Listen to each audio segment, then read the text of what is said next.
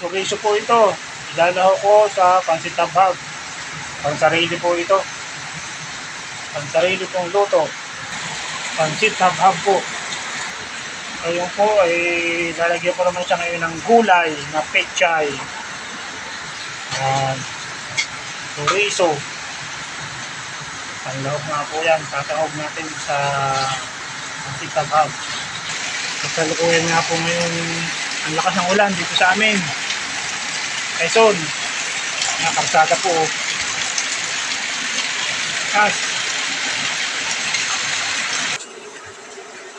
Nakapinbara ko po muna tayo.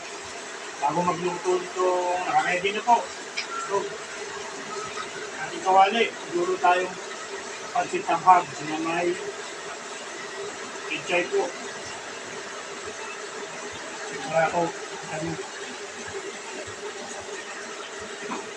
tingnan ko po. Isahan na po natin, dairy cream.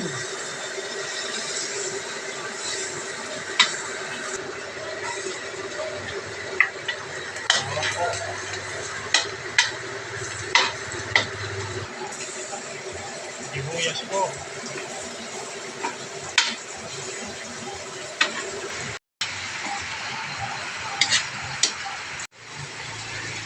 Medyo pinapa-juicy lang po ng konti itong ating chorizo. Tuyo po. Sa balwa po. Paminta.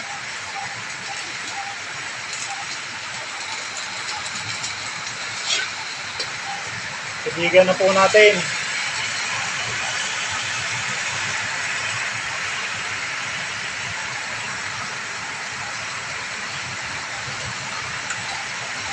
Ihuwigan na po natin. Ganito po lagi ang aking sukat po. Panama na po yan sa 1 kilo. Dito, may ano dito. Palatandaan ko po yan ay. Ang tubig po natin ay 2 litro.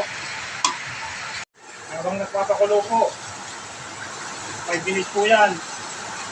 Kakape po muna po ako. 5 minutes po mga pakulo muna ito para magandang kanyang ingredients. Malakas po ulan habang nagkakape. Karsada po. Yung sa likurang bahay ko, yung ano po, daming ba? Kapitan mo.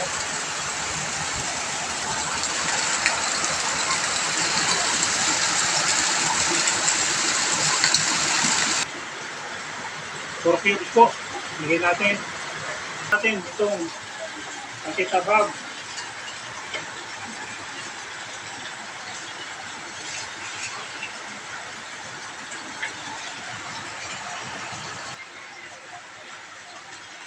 Ilagay na po natin ang pechay. Lapit na po sa katotohanan to. Paglabog na to, kain na naman po. Bagtingan na naman. Kain po tayo. Mga kamangawit.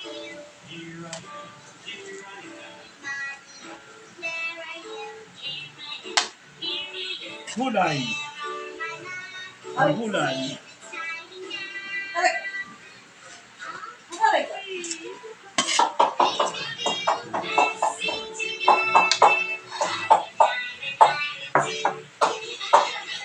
Lagyan po natin ito.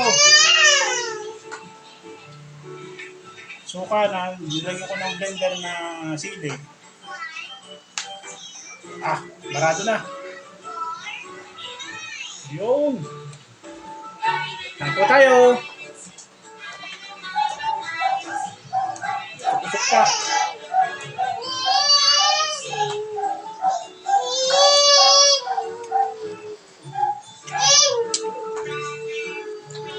Kahit ko, tama-tama. Katalo. Kain po tayo. Salamat po.